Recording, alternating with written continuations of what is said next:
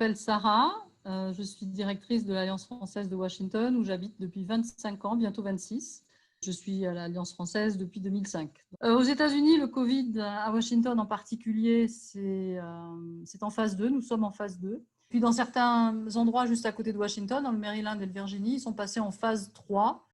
Et là, ils envisagent maintenant, y compris à Washington, de faire revenir les enfants à l'école au moins en hybride, c'est-à-dire 2 jours par semaine pour un groupe, 2 jours par semaine pour un autre groupe. Mais les universités, pour l'instant, sont notamment Georgetown University, qui est la plus grosse et la plus connue à Washington, est en version 100% en ligne jusqu'en janvier. Washington et dans le Maryland, c'est sûr, le masque est obligatoire. Parce qu'au départ, le masque n'était pas obligatoire en extérieur, il est devenu obligatoire depuis un mois et demi à peu près. Et maintenant, on peut enfin être arrêté et avoir une amende si on ne le porte pas en extérieur. Dans certains endroits aux États-Unis, si on porte le masque, on est agressé par des personnes qui nous disent que c'est un hoax, que c'est une farce, que c'est une conspiration de la gauche, enfin, etc. Au niveau économique, les petites et moyennes entreprises ferment parce qu'elles n'ont pas de consommateurs, il n'y a pas de consommateurs qui achètent. Mais même les bureaux, donc le secteur tertiaire, sera affecté puisque les employeurs vont se dire mais puisque finalement mon employé fait de l'aussi bon travail en télétravail que lorsqu'il est physiquement en personne dans le bureau, mais pourquoi je paye si cher en bail commercial de location de bureau, n'est-ce pas? Que ça, dans le moyen terme, ça va affecter les grosses villes américaines. C'est le cas de New York. Il y avait un article dans le New York Times hier ou avant-hier qui disait que New York, probablement, il faudra 10 ans pour que ça retrouve économiquement le statut où c'était avant le Covid. Et je pense que c'est la même chose à peu près pour Washington, puisque Washington, c'est surtout une ville de bureaux. Hein. À part les musées, il y a des bureaux. Il y a des États aux États-Unis qui ont rouvert leurs écoles dès la mi-août, notamment dans le sud, puisqu'ils ont une année scolaire un petit peu différente. Dans le nord et le nord-est, comme nous, c'est plutôt après les Day. Mais il y a déjà eu des profs qui sont morts, qui se sont retrouvés soit malades avec Covid quasiment dans les 8 à 10 jours qui ont suivi la rouverture des écoles, et certains sont décédés. Nous, à l'Alliance française, on n'a pas rouvert ni en hybride, ni on est juste en ligne depuis le 11 mars. On est entièrement en ligne. C'est une décision que j'ai prise très rapidement. Je me suis aperçue que l'épicentre, tout à fait au début de la crise à Washington, l'épicentre était une église de Georgetown que je savais être fréquentée par des étudiants, des membres et des membres du bureau d'administration de l'Alliance. Et là, je me suis dit, ça ne va pas, il faut absolument fermer. Donc, on est en ligne au niveau des cours pour tous les cours, adultes, enfants, les camps d'été en ligne. On est passé de camps d'été de 7 heures de camp d'été avec les enfants à 1h30 en ligne tous les jours. Ce n'est pas évident. On a perdu beaucoup d'étudiants au niveau enfant, à peu près 50 à 60%. Je les comprends, les parents, ils n'ont pas envie de rajouter du temps d'écran à leurs enfants qui sont déjà en temps d'écran de 9 heures du matin à 3 heures de l'après-midi pour l'école.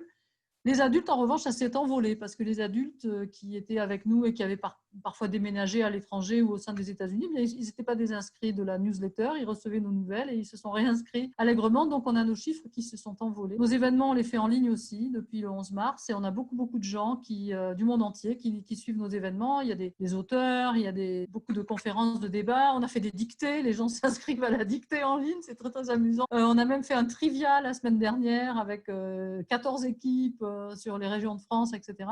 Un pairing de vin et fromage le jour du 14 juillet, on avait 200 personnes, moi j'en revenais pas, avec un partenariat avec une entreprise en France qui livrait des fromages aux États-Unis. Pour la première fois, on a beaucoup de donations grâce aux événements et puis on a eu des généreux donateurs. Ça prouve qu'il y a des francophiles et des Américains fortement francophiles qui vraiment n'hésitent pas à supporter la cause de la promotion de la langue et de la culture française aux États-Unis.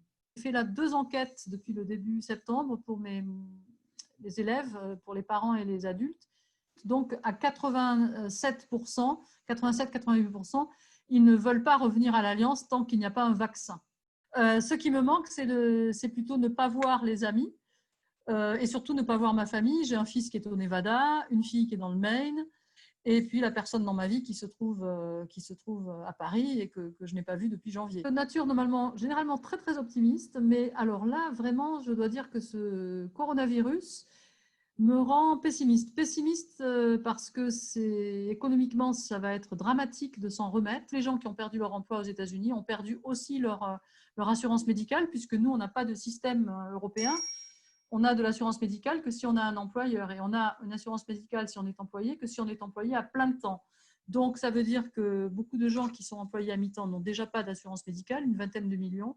Et là, je dois dire qu'il doit y avoir peut-être 20 ou plus millions de plus qui sont maintenant sans assurance médicale. Donc déjà, je suis très pessimiste à ce niveau-là. Et avec les élections qui approchent, je suis très, très pessimiste parce que, quel que soit le résultat, je crains pour la société civile américaine. C'est-à-dire que Trump soit réélu ou que ce soit Biden qui soit élu à la place, je pense qu'on est à un moment de fracture sociétale aux États-Unis que même moi à Washington, je peux sentir, et je ne serais pas surprise qu'il y ait des violences, comme il y en a eu donc, au moment de Black Lives Matter, etc., mais qu'il y ait des violences proches de la guerre civile. Ce matin, donc, il y avait un article qui disait « Est-ce que les États-Unis ne seraient pas mieux en État désuni, c'est-à-dire en plusieurs États indépendants ?»